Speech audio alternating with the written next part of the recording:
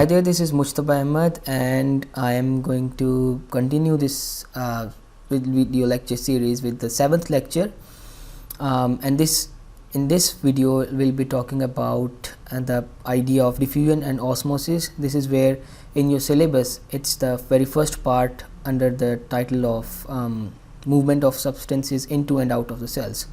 But before that, I'd like to really talk a little bit about what you see on your screen, this image. So this is a pink colored perfume bottle, and as soon as the button is pressed, the particles of perfume are seen to spread out. So really they are diffusing outwards towards in the atmosphere towards where they are lesser in number because they are mostly concentrated in the bottle of perfume over here. So this is what the idea of diffusion is. So it's really the movement of molecules from an area of higher concentration to an area where they are in lesser number or less in concentration. So this is the definition of diffusion, and we'll be taking up it as well in our lecture, but without further ado, we'll move on to the next slide where it talks about the learning outcomes of this lecture video. So the very first point is where we'll be discussing the role of water as a solvent and appreciating the fact that it's a universal solvent for the nature and for our life.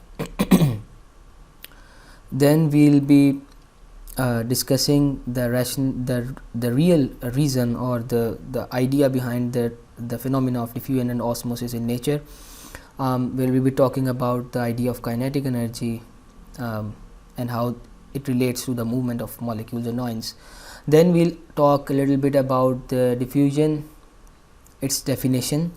Then we'll discuss the factors and investigate them. How do they affect the rates of diffusion, the rate of diffusion in different cases. So these are the factors that we'll be taking up, and we'll also discuss the definition of osmosis. Sorry. So this slide talks a little bit about the fact that water is the universal solvent. So it's important that you understand that water is important for the continuity of life on the face of earth. It's really important because it plays a crucial role in the quintessential processes of life, such as the processes of digestion in living organisms, the excretion, which is the removal of waste or extra substances from the body, as well as the transport of essential molecules and ions throughout the living organism's body. Dissolved substances can easily be transported around organism, for example xylem, and from which are the tissues which are responsible for water transport and the transport of sugars and sucrose in case of plants. It is brought about by the presence of water molecule because water has a crucial role to play in that.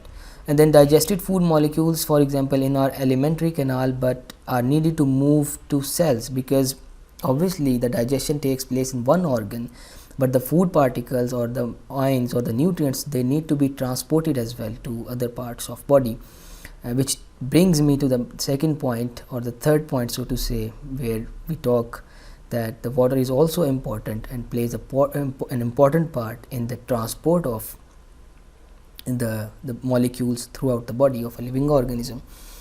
Then in the next part we talked that the water is also important for the removal of extra or the waste substances, for instance the urea, which needs to be removed from the body because excessive buildup of such substances which are not required by the body can be a cause of abnormality, and in fact it damages the metabolism of body as well.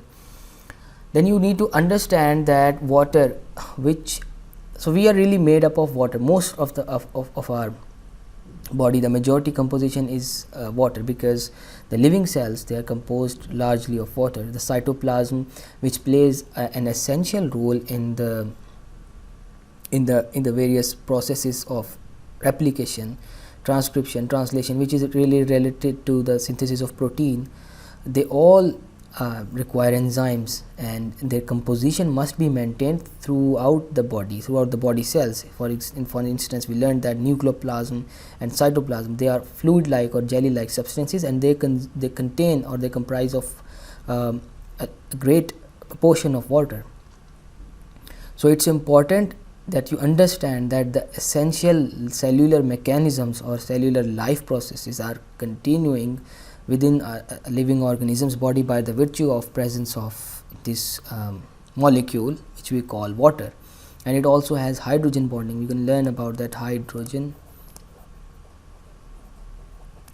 bonding, which I believe which is one of the most important reason that gives it the properties that it has. So you can learn about it as well, and keep in mind that you must be able to appreciate.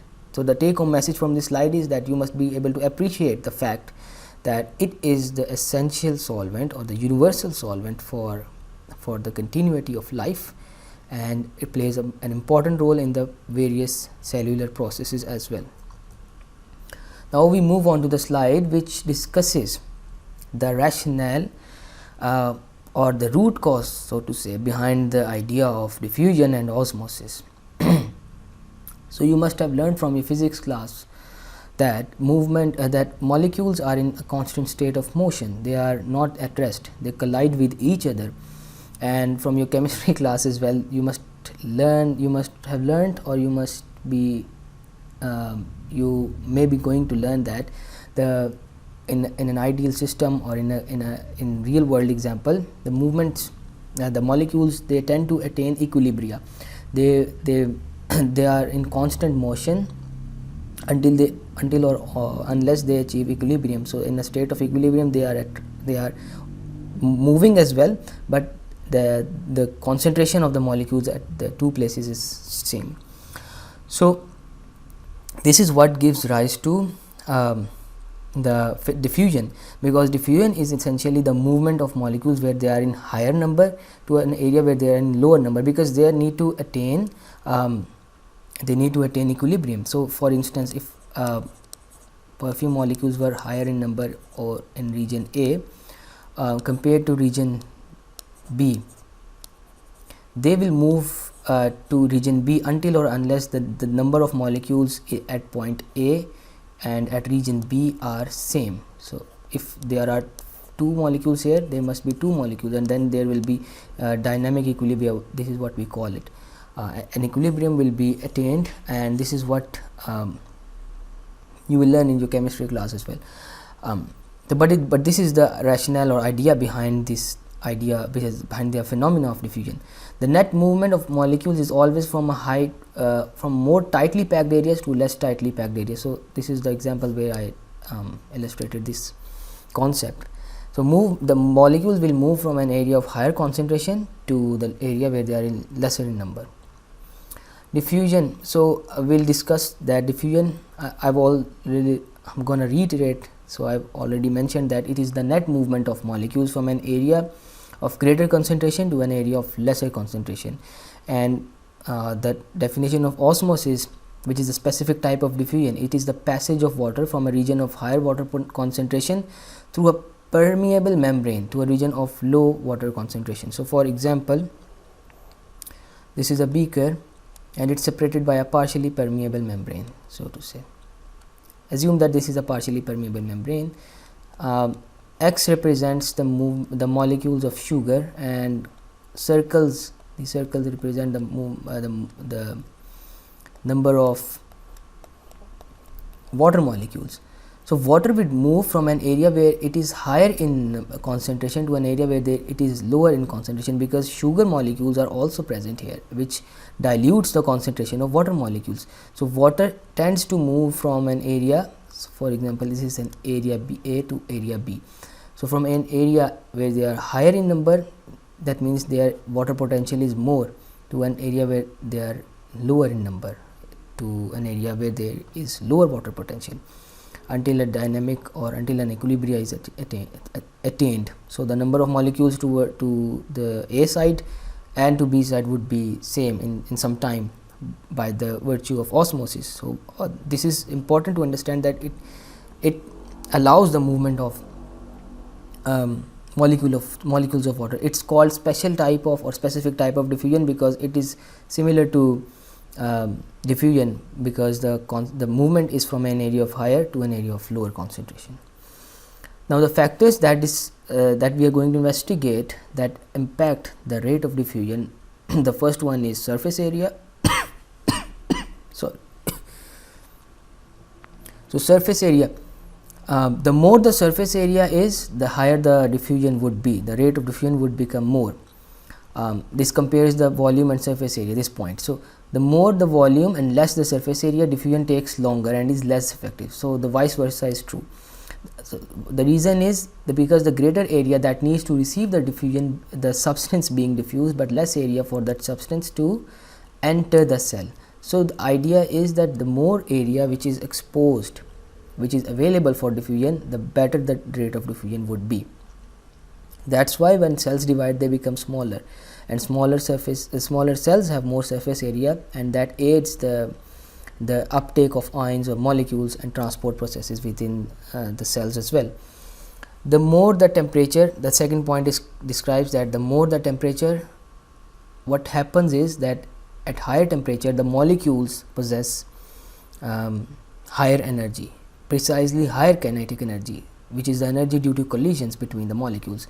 So, the molecules, they are vibrating more and more and faster and faster. So, as soon as the temperature rises, this rate of collisions increases, and this motivates or this leads to a higher rate of diffusion, and on the contrary, the lower temperatures will result in a slower diffusion rate.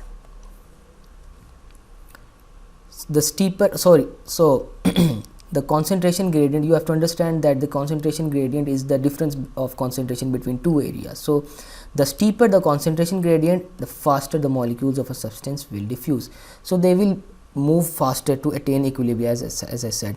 They need to be attain a motion, attain a position where they are in constant numbers on either side. This is also called down the concentration gradient. So, a molecule would move from an area of higher concentration to an area of lower concentration. Okay, you have to understand. So, surface area and thickness of the plasma membrane is also influencing the rate of diffusion because the more the area that's need to be covered, the slower would be the rate of diffusion, and it makes perfect sense.